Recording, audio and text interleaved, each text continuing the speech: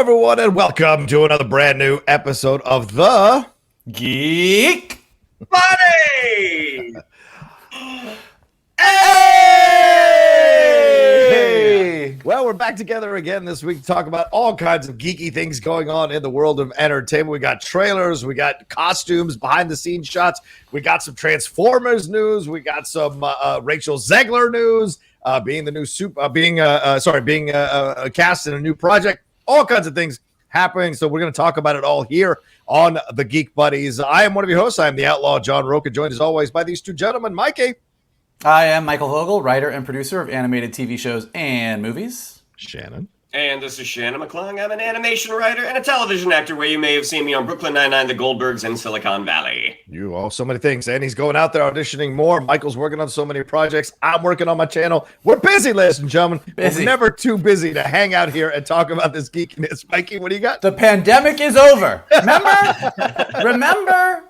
I mean, it was like a year ago where we were just kind of sitting around and we were getting on here. I'm like, I'm really glad I get to see you guys once a week. Things are slow. I'm kind of I miss people and things, and now I'm kind of like, it was nice not having to do anything. Yeah, right. It was nice to get on the road and there wasn't traffic, that's for sure. But for those of you who are new here to the Geek Buddies, you're taking a chance on us. Thank you so much. We appreciate it badly. For those of you listening to us on the podcast feed, thank you very much. If you don't know, we do have a podcast feed for the Geek Buddies. It's its own podcast feed, so you can find it. Just type in the Geek Buddies wherever you download podcasts and subscribe to it. The way we work the show is each of us brings up a geek news item. We talk about it amongst ourselves, take a little bit of a mini break for our sponsors on the podcast feed, and then jump into our main topic. And how can it not be Transformers Beast Wars, son?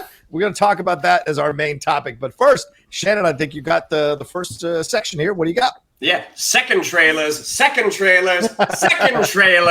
we get 3 trailers this week. They're all the second trailers of the projects. Let's just jump in because it's a lot to talk about.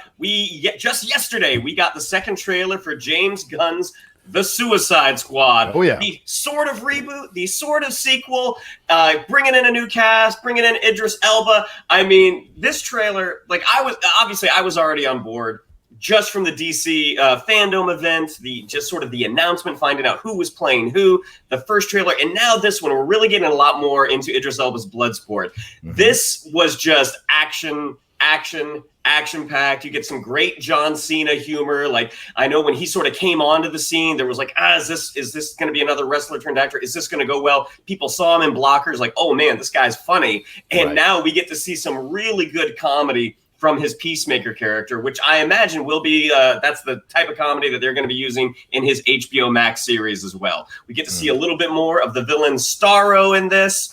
The trailer, just top to bottom, was just a blast, and it's coming out in August, so it is going to be here before you know it. But gentlemen, I go to you. What did we think of that third look of the Suicide Squad? Mikey? I mean, I don't think I've actually been this excited about a DC movie in a long, long time. I truly cannot wait to see this movie. Every single bit of it feels super James Gunny in all the best ways. Yeah. It looks like Margot Robbie finally has, no offense to people who love Birds of Prey. I think Birds of Prey was a lot of fun. I don't think it was a great movie. I do feel like Margot Robbie finally has a movie that is befitting the quality that she brings to the character of Harley Quinn. Okay. I think.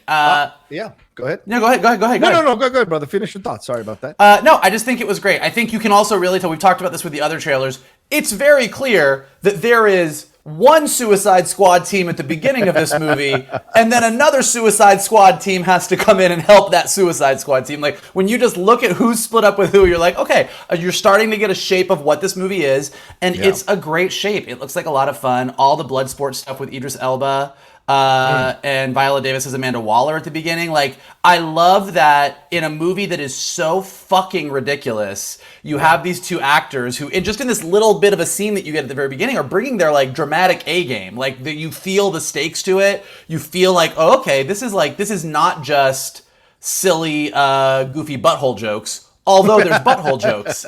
I honestly, to me, my prediction is that this movie is going to come out. People are going to lose their minds. It's going to be a ton of fun. And that in the post bring back the Snyderverse. Where is DC going? Yada, yada, yada. I think James Gunn's movie and James Gunn's tone are going to sort of shape the direction for where DC will probably head, given what I expect the reaction to this movie is going to be. Yeah, I mean, DC heads may not like hearing this, but it seems very clear, Mike, what you're saying is correct, is that they're going to go more into the funny combo. Coffee's coming back up, guys. More of a combo of the DC, more of a combo of the Marvel, combo of humor and action mixed in.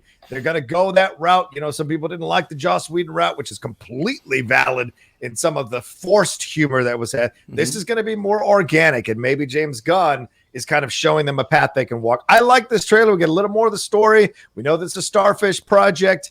We get, John Cena being very funny here, as Starfish is another word for butthole. Like, you get those little jokes throughout. So, James Gunn's not going to pull any punches. There's going to be cuss words all over this thing, as you saw the Red Band trailer from 2 months ago. But we get more with Polka Dot Man. So, yes, Mike, you may say that it feels like a new team, one team dies out, the new team comes in, but I don't know yet who's going to live and who's going to die, because we get that shot, that hero shot of Idris Elba, Joel Kinnaman, and John Cena walking together. So it feels like those three might survive to the end. Polka Dot Man gets a few more stuff. King Shark gets some more stuff. I don't know who's going to live or die. Capaldi still getting minimal amount of screen time, but overall, I think we've got a better idea of what this movie is going to be from this trailer. Yeah, go ahead. Yeah, I want you to look on that plane when they're all flying into that trailer. Yeah. And I'm going to tell you that you can probably say adios to 75% of the people that are on that plane. I will tell you right now. Is this an X-Force situation where all they're just going to die diving out of the plane? Is that what you're doing? Is Weasel going to die? Weasel? I hope not, because God, that Weasel line, Rick Flag's Weasel joke might have been my favorite. He's like, he's not dangerous. I mean, he killed 27 kids. And the great thing about this trailer is, and I do think, like, obviously the first Suicide Squad movie, many issues. One was that they didn't let Jai Courtney really be funny. Yes. And all you have to do is listen to him be like, it's a dog. What kind of dog do you think it is, mate? I mean, all you have to do is listen to that line and you're like, oh, this guy could bring some laughs. And no disrespect to Will Smith whatsoever, because I certainly love him as a performer. But you see sort of the mirror between Waller recruiting him and Waller recruiting Idris Elba. And I'm like, I'm more interested in the Idris Elba story, like, without a doubt. But the similarities are there, aren't they, Shannon and Mike? Like, the Will Smith had to worry about his daughter in the first Suicide Squad. Now we've got a black lead worrying about his daughter in the Suicide Squad. But Storm Reed is a great choice to play his daughter. What a fantastic actress as well. So, the similarities are so apparent that it seems almost as if they took a script and just did replace name. I know there's more to it than that, and I'm actually really excited to see Idris Elba's take on Bloodsport, and I think it's going to be a lot of fun. But yeah, you are sort of like, you did just replace Deadshot, but I feel better about this. I mean, I just feel better about every choice that I've seen in this trailer so far. And kind of, Johnny, to your point, and I've said this when we talk about the Snyder stuff. Like, I think that the Snyder's take on the DC universe versus others' take, like, it sort of always gets whittled down to, do you like a dark universe or a fun universe? Right. And I think that is very it's not a binary choice like that. Like, what I think James Gunn does really nicely in the Guardians movies, and I think what Marvel is at their best, you can have really funny moments that are right up against really serious moments. And I think in some of the better parts of the Snyder cut of Justice League, there was some lighter moments that didn't feel forced the way that the Joss ones did. So I'm excited to see someone kind of take these characters and just have more fun with them and not be as worried about what other people think, which is kind of what this trailer feels like to me. Yeah, it feels like Suicide Squad was of a different time. They wanted to make it more serious. David Ayer, certainly a more serious filmmaker. Doesn't mean he doesn't have humor, and certainly there are moments of levity, shall we say, in Fury, in End of Watch, in certain places, but there's an overall sense of dread. And Suicide Squad was made when they had a different approach to DC that was a little darker, a little harder edged and whatever. This feels like they understand what the Suicide Squad is supposed to be, so they're going that route. And that works for me on a number of levels. And I'm excited to see what we're going to get when we get that final trailer to see what that's all about. Yeah. I mean, that shift that you're talking about, John, that started taking place during the marketing. So you can look at the first trailer for Suicide Squad that we saw at Comic-Con to what they ended up with, and was like, oh, okay, this is now a boat without a rudder. That's true. The Suicide Squad is coming out August 6th in theaters and on HBO Max. On to our next trailer. I'll be curious to hear what you guys think of this. This is the second trailer for G.I. Joe Origins Snake Eyes. So we got the teaser for this not that long ago. I mean, the movie comes out July 23rd. To get the first glimpse just, 2-3 weeks ago? Mm-hmm. It's kind of last-minute marketing. That first teaser was sort of, it could have been Henry Golding, the movie. Right. We only really got an idea that it was Snake Eyes from the last shot where he grabbed the helmet. This new trailer, we do get a bigger look at this story. We get more of Andrew Koji's Storm Shadow. We get the introduction of how Cobra is going to factor into this. Now, from reading online, it seems like a lot of fans are not jazzed about this trailer. I'm not huge into G.I. Joe lore, especially when it comes to Snake Eyes and his time. What is it with the Arashikage? Is that how you say it? Yeah. So looking at the trailer, I see no issues with this. I mean, I don't necessarily think it's going to knock it out of the park. It might, or it might not be great. But gentlemen, as two individuals who know more about G.I. Joe than I do, what did you think? Mikey, go ahead, brother. What'd you think? You can show off your shirt. I saw you going to show off your shirt there. Show it off. You got it. You got a little Cobra going on there. The issue. So here's what I think. On the plus side, I will go see this movie because Henry Golding and Andrew Koji are in it. In an era where we talk about representation and centering people of color and not just a white story and centering different people in the leads, I think Henry Golding and Andrew Koji are such amazing actors, and I love watching them so much that even despite the fact that I have a troubled past with the G.I. Joe movies, I will go see this because of the two of them. And I think what's good about this second trailer is just those little moments where the two of them are acting together, not fighting. Just seeing them on screen together and the dynamic between Snake Eyes and Storm Shadow, I find that I'm like, all right, you know what? I'll go check this out. On the G.I. Joe front, look, G.I. Joe, and I love G.I. Joe. I mean, I grew up watching Transformers and G.I. Joe. I worked on Transformers and G.I. Joe at Hasbro. I will always have a fondness for their world. But G.I. Joe has a lot of challenges in the way that it got developed, and a lot of the story needs to change. So it doesn't bother me that sort of the origins of Snake Eyes and Storm Shadow and how Snake Eyes comes into the Arashikage clan. The fact that they have kind of rethought all of that and created a new version of that doesn't bother me at all, if it's a good version. Now, my problem with Hasbro movies in general is me questioning whether or not they made a good version. And that is still TBD. I mean, based on the second trailer, like you said, Shannon, okay, you get how Snake Eyes kind of comes into Storm Shadow's world. You get how he's brought into everything. We know from G.I. Joe history that Storm Shadow and Snake Eyes are going to be arch enemies. You see Baroness kind of pop in here. You see bits of Scarlet. So you get that somehow the Arashikage clan gets involved with Cobra and this covert thing. And I'm assuming that, Henry Golding's Snake Eyes will just have to make a choice. Where do you stand at one point? And that's probably what the shape of this movie is. And if they execute that well, great. They've got a new lease on G.I. Joe and they've got people reinterested in it. But I am dubiously intrigued, if not excited, to see this movie. Well, I appreciate my learned colleague's sentiments here. I would say it just has to excite people when they see it.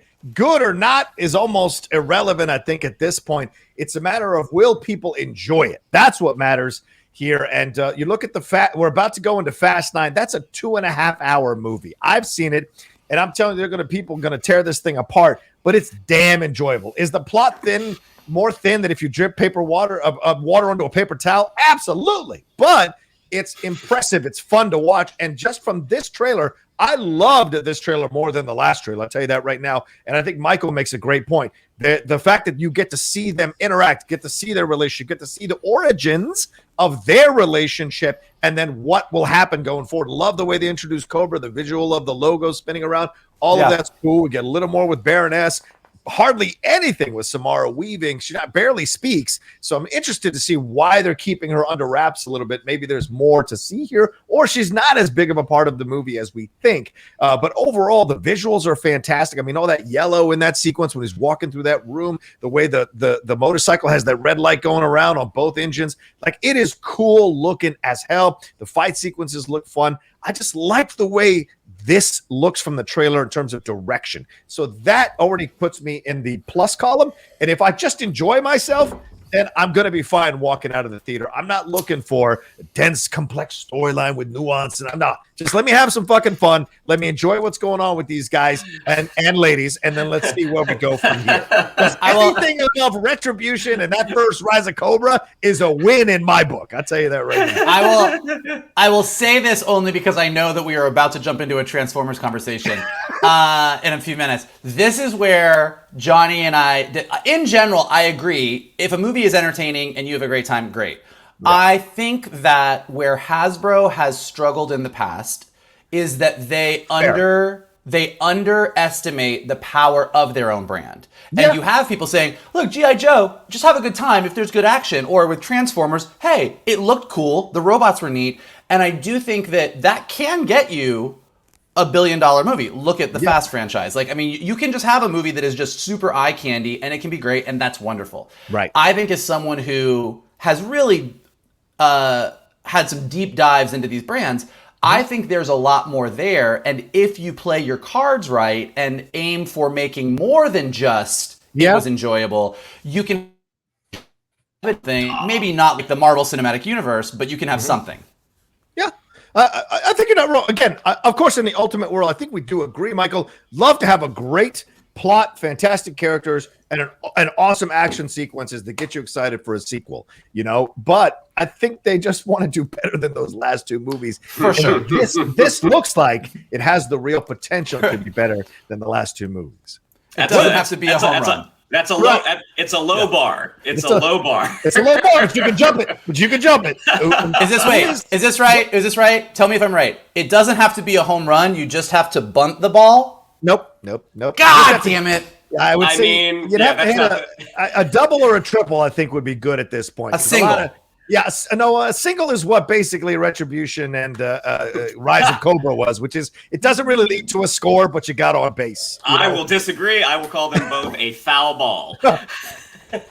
That's fair too. I won't disagree with that. So for our audience, if you go to see Snake Eyes on July 23rd, maybe you love it, maybe you don't love it. But if you need just something different, when you come home, also on July 3rd, the first episode of season 2 of Ted Lasso will be dropping on Apple Plus. So they just released the second trailer for it. And, it surprised me that the first glimpse of season 2 of Ted Lasso, I was like, oh, so it seems nice. But then, and this is after having loved that first season. Yeah. This second trailer, you get more of the Ted Lasso of what you got in the first season. You just got this. You just got this joy.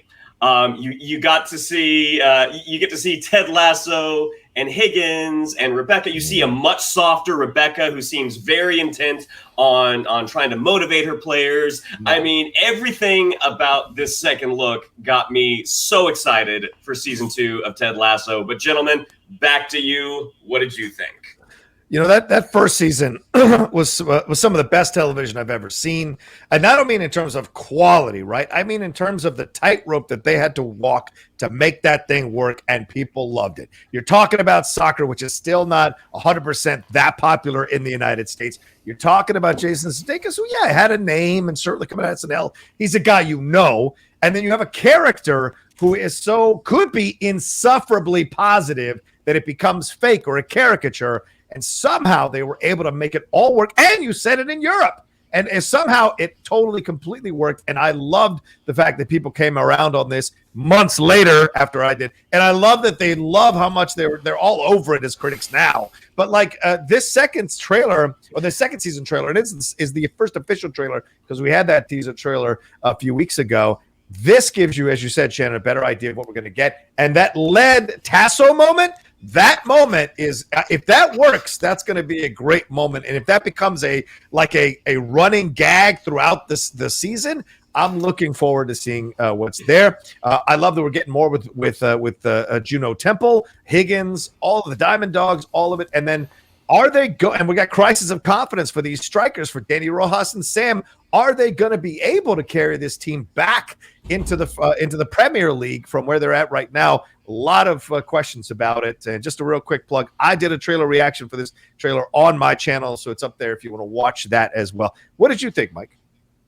You know what I thought? Actually, this is an odd thought that I had watching it.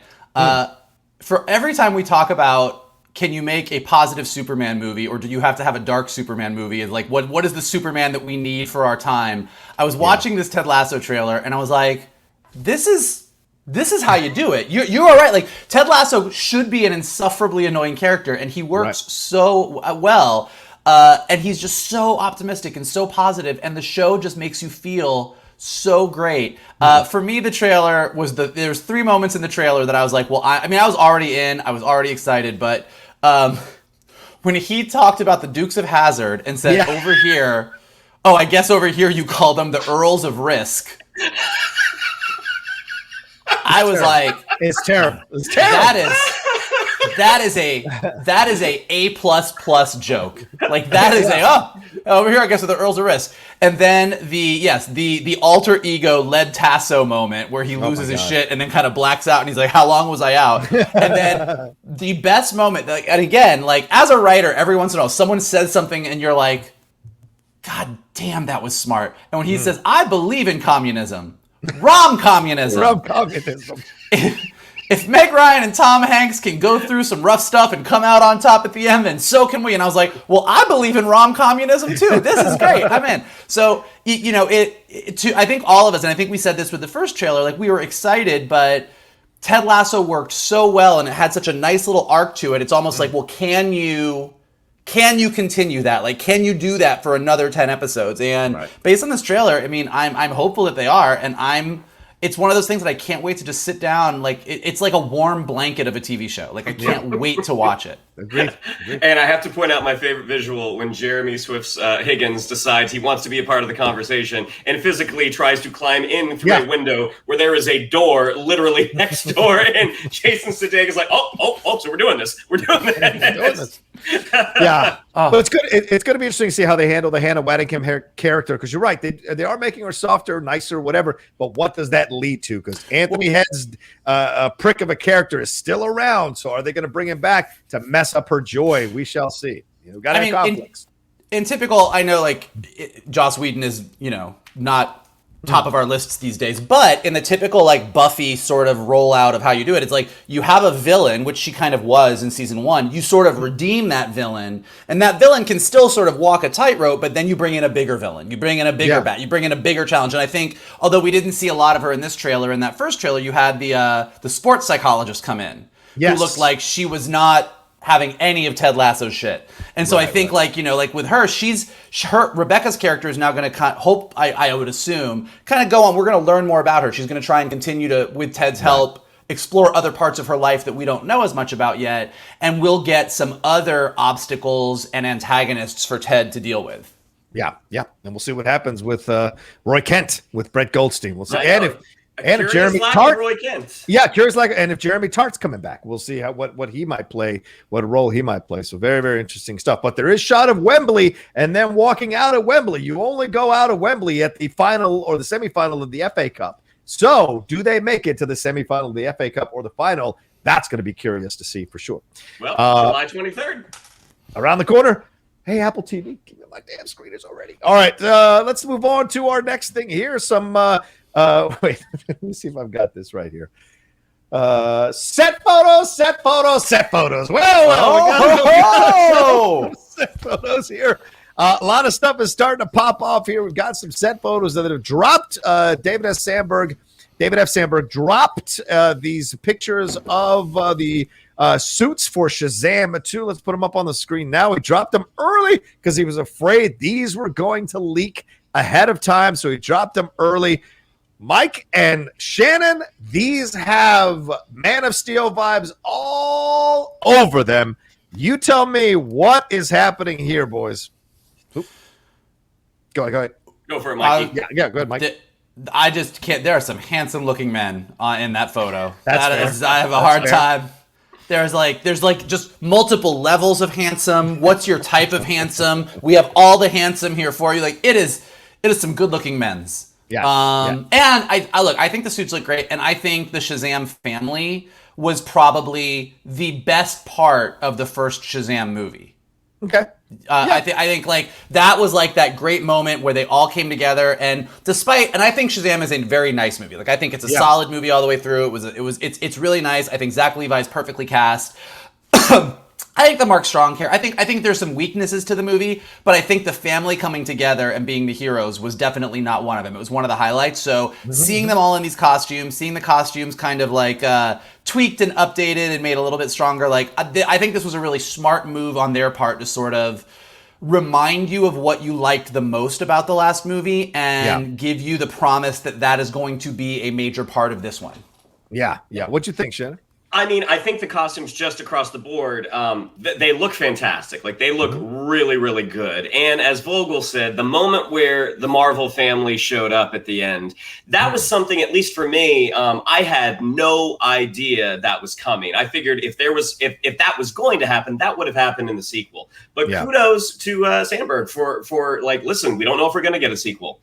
Let's throw everything in there that we can. Right. But it's interesting because you notice that what is that? Michelle Borth, who played the superhero version of Mary, is not going to be in the sequel. Grace Fulton, who played Mary Bromfeld, she's going to be playing both sides of the hero this time. Which I mean, as an actor, maybe she wasn't available. Maybe that was just the direction they chose to go in. As an actor, I feel bad for the actor who lost that role, but at the same time, I'm super excited for Grace Fulton to get to finally play that superhero. But God, they look awesome, and the idea that we're going to get possibly a more compelling villain this time out. Mark Strong. His history of superhero properties, he just is done dirty. Like, he is such a phenomenal performer, and he keeps getting these roles that just are not worthy of his talent, in my opinion. But coming in with the new villains, with Helen Mirren,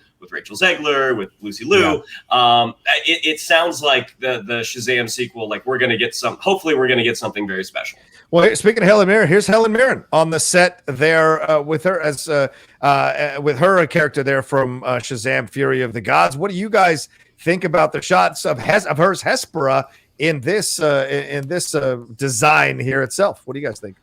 It looks like Aquaman and Lady Loki had a baby. Just on first appearance, I would say Shazam Helen Mirren is greater than Fast and Furious Helen Mirren. Okay. All right. She looks great. I like it. I think it's cool, but I hope that's a shot from the actual movie.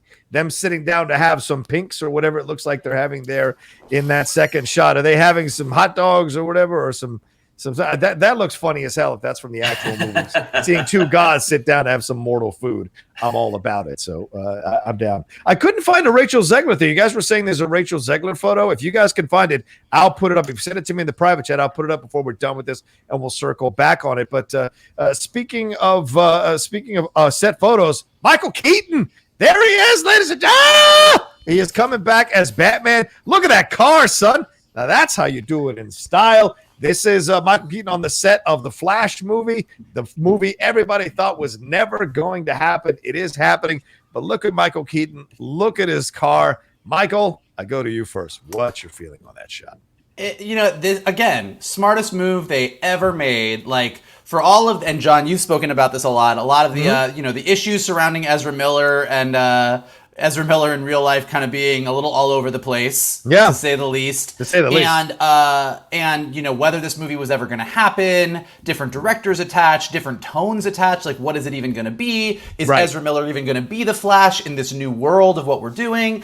And the second that it was announced that Michael Keaton was going to be Batman, this movie went from is it going to happen? I don't really care, to holy shit, I can't wait. Are they going to actually do this? Right. And so actually seeing Keaton be Batman, and it's something about the hair, the look. It's like seeing this guy from our childhood, kind of the OG movie Batman for us, stepping back into this role and at the right age to kind of play an older Bruce Wayne a la Batman Beyond. Like, the excitement level is just through the roof. I mean, and we've talked about this a lot. Flashpoint is a massive turning point for the DC universe. If they do this right, they make up at least 5 years of ground that they've lost to Marvel already. Like Marvel is so far ahead of them at this point in just the world that they've created and the Disney Plus shows and the ecosystem and what's happening in Loki and how it's gonna, like, they've really done it. But if they do Flashpoint right, and if they stick this landing with Michael Keaton coming back into the mix decades later, they will get the excitement that they so clearly crave and get fans back on board with their universe. So a lot riding on it, but so far, super exciting. Shannon? Yeah. I mean, the shot of that car, that reminds me of the Batmobile from Batman the Animated Series. That just, that really long hood.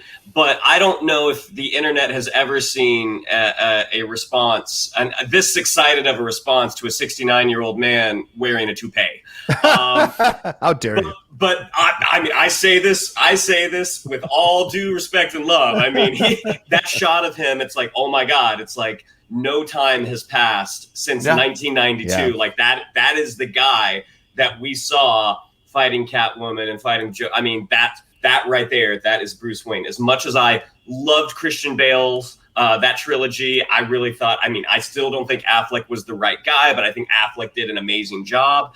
Yeah. That right there, I was like, oh shit, that's Bruce Wayne. Right. Wow. And I emailed you that shot, John. You did? Okay, well, let's, okay, cool. Well, let's go to it now. Let me just share it. That way everybody can watch along with us here real quick. I can't, obviously I can't, here it is. Okay, cool. Here we go. There it is. There are the shots of her, these shots of her there on set with the gold costume that Rachel is wearing. Shout out to the dude in the Hawaiian shirt. Respect for you to wear that, man. We last saw him in Jurassic World running away from some pterodactyls, trying to save his margaritas. So we're seeing her getting a little bit of direction here, or acting out a scene here. So if these are the shots, what do you guys think of this? Shots of her in this costume, gentlemen? What are your thoughts on it? Yeah, I mean, it looks like it matches up with Helen Mirren's perfectly. Yeah. I mean, and it looks like, well, to what we were saying about kind of the whole Shazam family, it looks like they're going to have some good competition. I mean, you got you got the whole family of heroes, so you're going to have a family of villains, and it's all, it seems like all girl power at the moment, and it's kind of interesting. So I like that. I'm curious to see how they loop in the Greek mythology, how they kind of build this. Like, to me, if they build a really interesting backstory to all of this and why these characters, why now, what's going on, it could be really interesting. So I'm into it. Yeah, well, we've got another set photo as well. This dropped here for the Supergirl set. Take a look at this costume here. For her very interesting look, wouldn't you say, gentlemen, for what they're doing with Supergirl, Sasha Calle.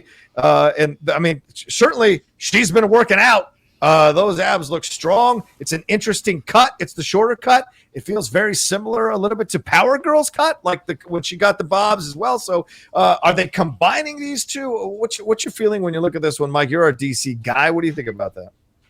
I think it looks great. I mean, like I don't know a ton about how they're handling this character and how it relates to Superman, to everything else, to other versions like of Supergirl. Like, I mean, I'm assuming that this is all like multiversal crazy stuff, which, all we're going to talk about between Marvel and DC for the next year is that. But I love it. I mean, I think it's really interesting. It's a different choice. It doesn't feel like they're treading down the same paths that they've treaded in the past, or that they're taking the Supergirl from the CW series and just kind of casting someone else and saying, well, this is the movie version. So, again, I will say that as much as I dog on DC, and anyone who watches the show knows that as far as the DC movies go, I definitely has some strong opinions. Everything that they're doing right now, from the James Gunn Suicide Squad to Michael Keaton to the Latina Supergirl, like, I'm into all of this. Like, I like everything that's happening. So it gives me cautious hope that, like I said, that in the next couple of years, we might see a DC universe that gets everybody across the board. Snyder fans, non-Snyder fans, we can all hold hands and say, at this point, this is where we've gotten to, and we're all really excited. Yeah. What do you think, Shan? I think she looks awesome. And in the IMDb, I mean, it says she's playing Supergirl. It doesn't say she's playing Kara Danvers. Like, isn't there like an Earth 2? They're like Lori Lane Kent. I mean, I saw a side by side, and that's her. I mean, that is one. It's the same kind. It's the dark hair. It's the cut that comes to around her chin. I mean, even the layout of the uniform. Like, that's that iteration of that character. I think she looks awesome. And I know there was some kind of chatter online that, like, the suit looks weird, and it's like, well, she got a harness on.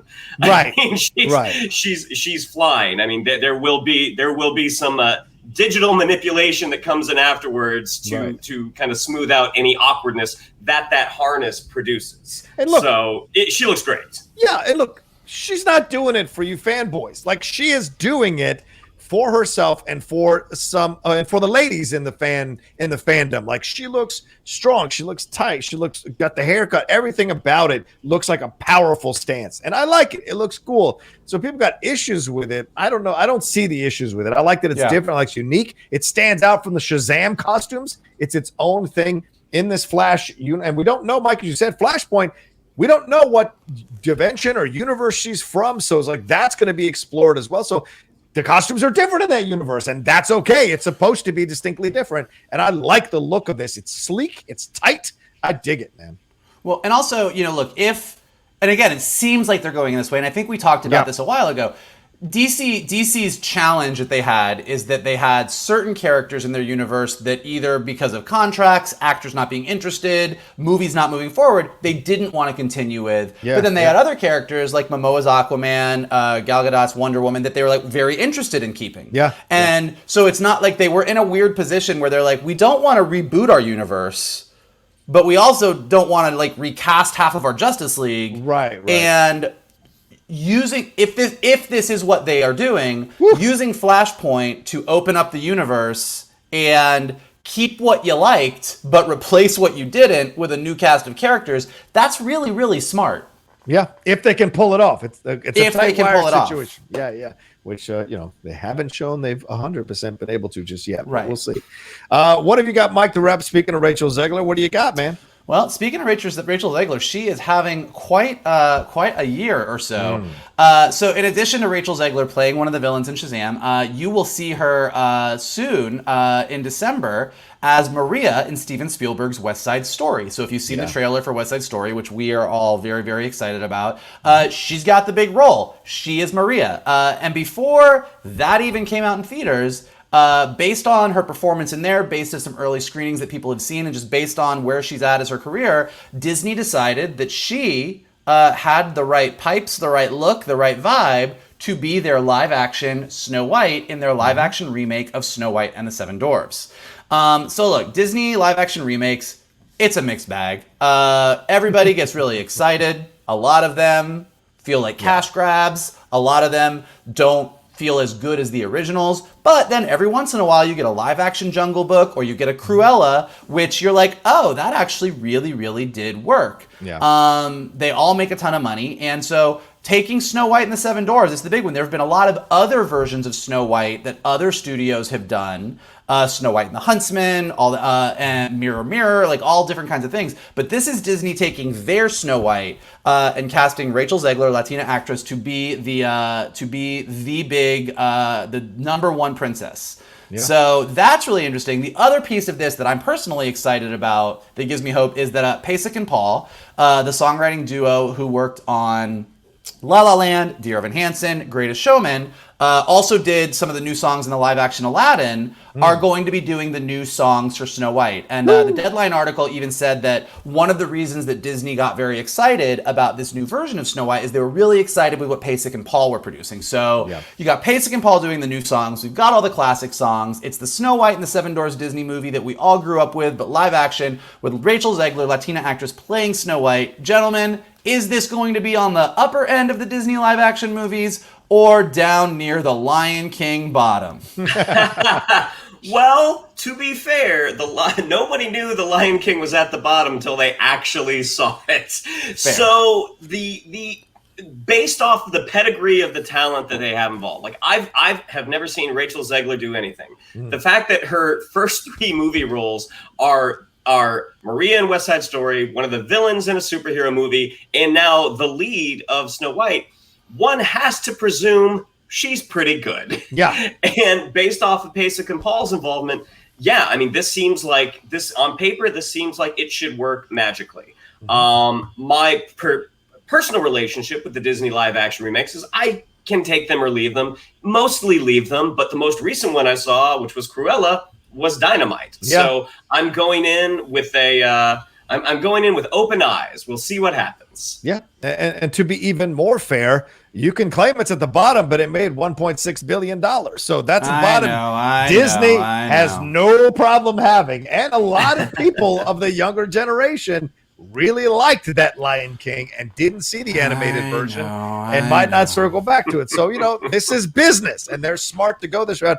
I think they picked an excellent actress to play this part. And I think, Shannon, your point is well taken. The fact that all these people already have a lot of faith in her to do these roles, and her tweeting this was great too. Apparently this is her at Disneyland. This was a while ago, and how incredible that she is now playing Snow White. How insane is that? So a lot of positive vibes going forward from her taking on these roles, understanding the responsibilities she has, and bringing her best foot forward. And yes, how can I not cheer for this? She's a Latina of Colombian descent, her mom being Colombian. So to me, that makes me even more like Sasha Calle. Let's make it happen. We've been here for a while. So it's nice to be giving us a little bit of a shot at these roles to see what we can do with them. And I'm glad that they're getting these opportunities, and I'm looking forward to see it. And I think the Snow White is going to be excellent. People like that Cinderella. People loved that Kenneth Branagh Cinderella. See?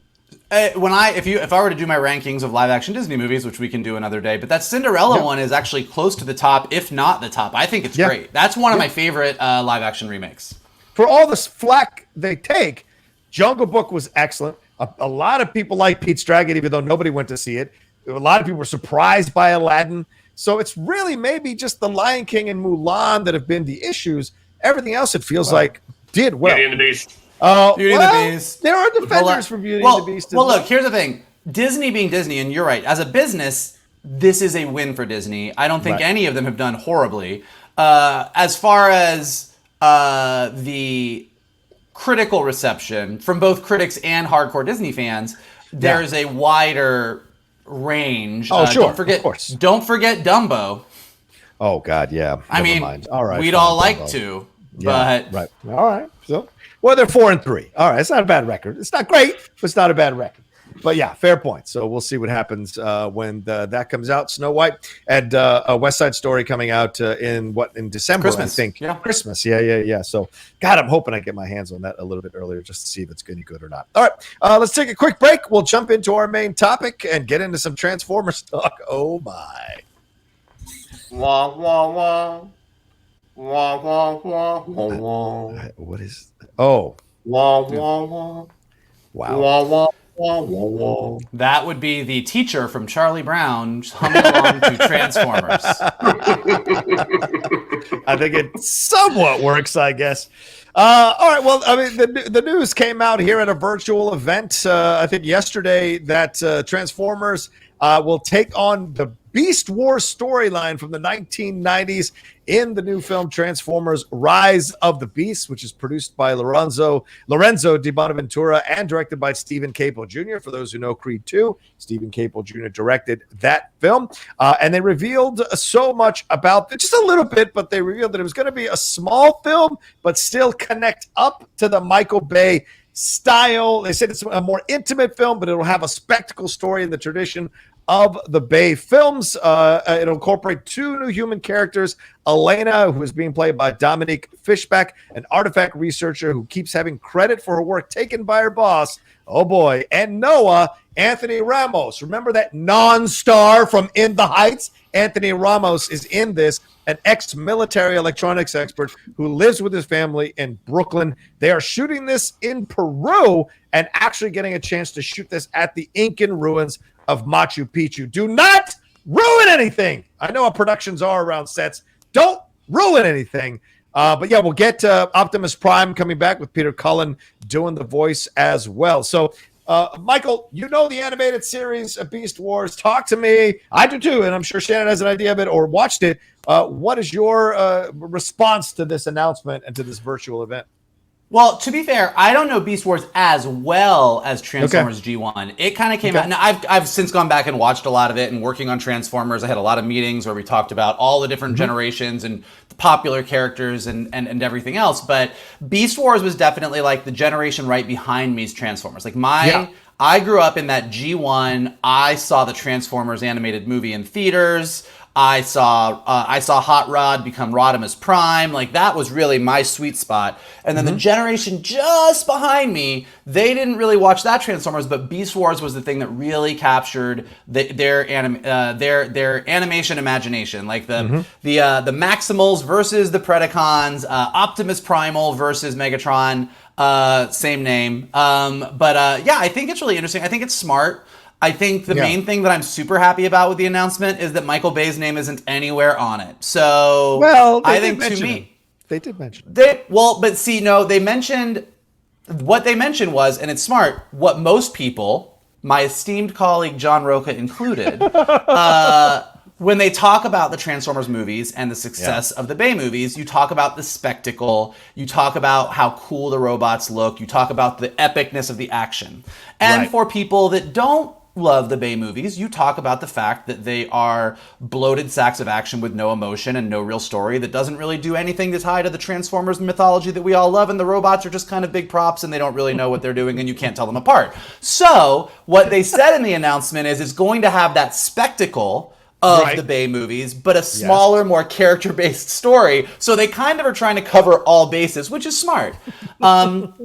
I think it's a great move. I think, if when you're 7 movies in to your franchise, you are either going to reboot the entire thing, which it seems like they're not super keen on doing, or you continue the story with a new generation of characters that tie to a very beloved show that a bunch of people love, and try and build the franchise back up from where it was and kind of get to those heights. And I think that there is enough excitement around Beast Wars and those characters that I think it's a smart move. One thing that's interesting is that and this is a small tweak, and I think this makes sense. I don't think this is a mistake on their part, but based on the announcement, Beast Wars, I believe I'm correct here from what I remember, Beast Wars takes place, they are the descendants from the Autobots and Decepticons. It's like generations later.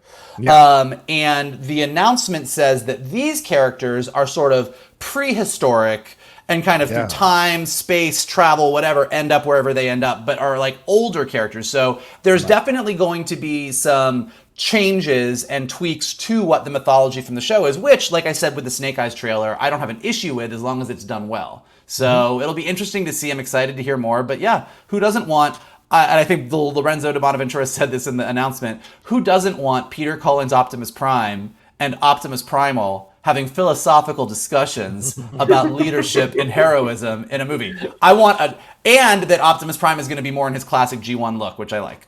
Right.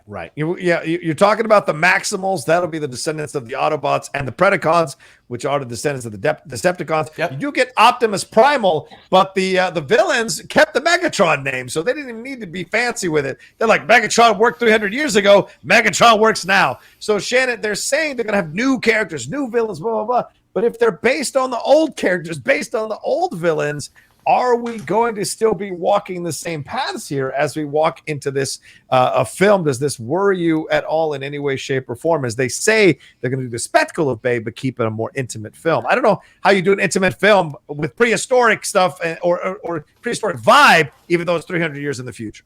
Well, I think when they say new characters, and this is what I extrapolated from the interview, new characters to the screen. So I think they're still going to be using some of those classic Beast Wars characters. Yeah. Now, Beast Wars came out in the mid-'90s. So, like, I had kind of exited my television animation phase at that point and was more focused on high school.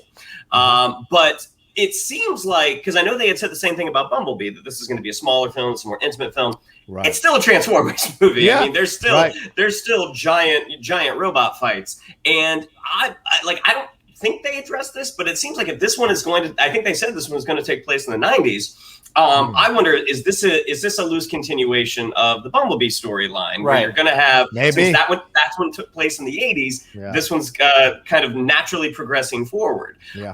Look, I mean, I loved the first Bay Transformers movie. I thought that was so much fun, and the next 2 through 5 were just sort of the law of diminishing returns for me. I mean, there may have been a blip in the third one, but for the most part, like I never even saw the fifth one. Like I had a really hard time getting through 4.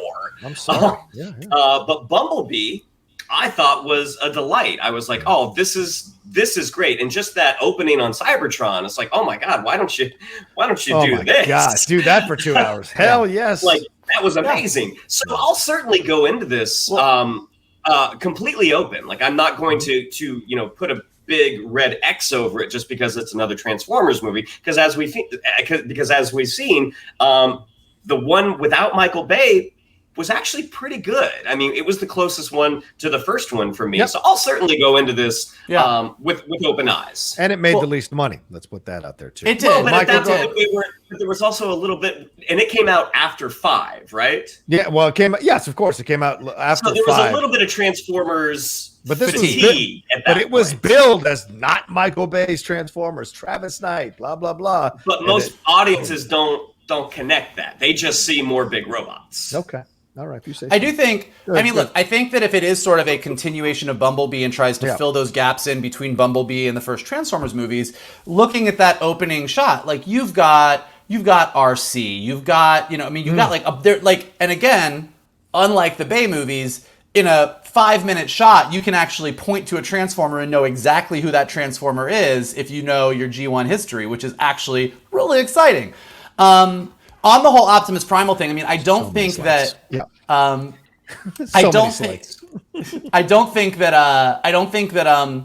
these characters are going to be like descendants of characters. I'll be interested to see with the villain if they stick with the Megatron name. Like Optimus Primal, Optimus Prime's name before he became Optimus Prime was Orion Pax. I mean, he was like a clerk. He was a different guy. It wasn't until he became the Autobot leader that he became Optimus Prime in the same way that Hot Rod became Rodimus Prime. So having another character from the past who at one point was Optimus Primal, who is a similar character to Optimus Prime, but not really like I'm you or I'm a descendant or I've taken your name. I think that they can do some interesting things there. So I think there's a lot of things. And to the point about the Bumblebee movie suffering from maybe some Transformers fatigue, whereas this one might not, like there is a huge group of people that grew up, like I was saying, Beast Wars was their jam. Yeah. So I do think if they promote it in the right way, this is probably a smart move to sort of maybe try and get that new lease on life on your Transformers franchise. Yeah. I see it. Yeah, that's what I'm saying. I see it. I listened to the cinephiles on Transformers. 4K. Anyway, the other part of this, which is really curious, because it's kind of mirroring what happened with Beast Wars and the original Transformers series. It was kind of dying, the original Transformers series, and Beast Wars reinvigorated the series, saved it, got people back on board. They had new characters, new things to explore. It lasted for 3 years. I think it won a daytime Emmy. Yeah. So there was a lot about that series that saved the original Transformers G1 animated series when it had kind of worn out its welcome. Well, seems like a history is repeating itself. People feel like the Michael Bay movies wore out their welcome, even though it made $4.5 billion, and they went the Bumblebee route, didn't 100% get their money wise as they were hoping. So now here comes Beast Wars to hopefully revive the franchise on the film side of things and get people's interest back into it. So I think that's a fantastic thing. And once again, we get two people of color leading this film. Yeah. I'm looking forward to the day we don't even mention that anymore. And it's great to see Anthony Ramos and Dominique Fishback from Judas and the Black Messiah stepping in and doing her thing. So it's going to be a lot of fun. And she said, this is a woman who has her own story, her own agency. She is not there to serve the dude in the movie. So there's going to be some fun things to explore here overall. So I'm looking forward to it. Then it already sounds different from a Michael Bay movie, and I can't wait. I hate you so much. I hate you so much. Megan Fox was her own woman, son. She was her own woman. For better or worse, she was her own woman. I'm just gonna put it out there. And I want wasn't Beast Wars the first CG Yes. Transformer series? Yes. As well? Oh yeah. I Oh yeah. mean, Yeah. Well, and then even when we did Transformers Prime, Black Arachnia is a character from Beast Wars that we sort of repurposed in Transformers Prime, and then the third season of Transformers Prime, we sort of took the name Predacon and went down a different route with it and did the rise of the Predacons and sort of these ancient dragon-like creatures. But so even in Transformers Prime, kind of to Johnny's point, we kind of did some classic G1 stuff, but then brought in some elements of Beast Wars as well. So it's definitely a huge part of the Transformers mythology, and if they can do a good job of sort of mixing and blending it with where they're at, it would be great if, and this is more the Star Wars route at seemingly of things, if they can actually make a space in the 90s for this kind of story and it works, it would be lovely to then sort of jump over the Bay movies timeline-wise and get to 2021, 2024, whatever it is, and then have free clear road to sort of retell new Transformer stories and say, okay, the Bay stuff happened, but here's the new road that we're going on, and it would be great. So there's a path for them. Are you saying the Bay years were the college years? Is that what you're saying? Yeah. A little wild, little out there, exploring, some things, but now kind of leveled back, figured it out, and moving on with life. Is that what you're saying? Oh, no. I would say it was more like you went down a really bad road, got really into some bad substance abuse, hit rock bottom. You know what? went to rehab for a while and then came out stronger and you were ready to rejoin the world again. I'd say it's more like that. That's probably Right. You were on the bad road. You got to this shady part of town near the coast. It's called the Michael Bay. And then once boo!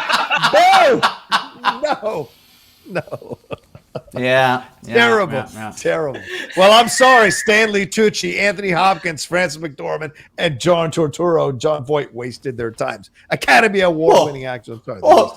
Hold on. They didn't waste their time. They showed up on set for a day and a half and got a giant check, and they were like, we're good. That's how you do it. More than meets the eye. Ha ha! Well, that's a nice check. Hit the line. We're gonna have a Transformer piss on your head. That's an Whoa, extra $30,000. is that dollars or euros? Woo! I'm in. Is that pounds? Maybe pounds. my artistic integrity is going to transform into a summer house.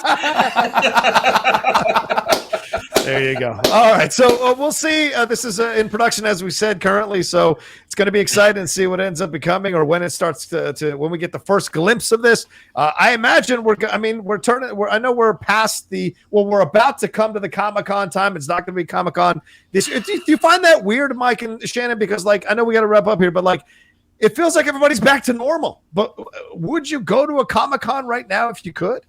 I mean, I went to Disneyland on Saturday, so I clearly have. Both of you did, yeah.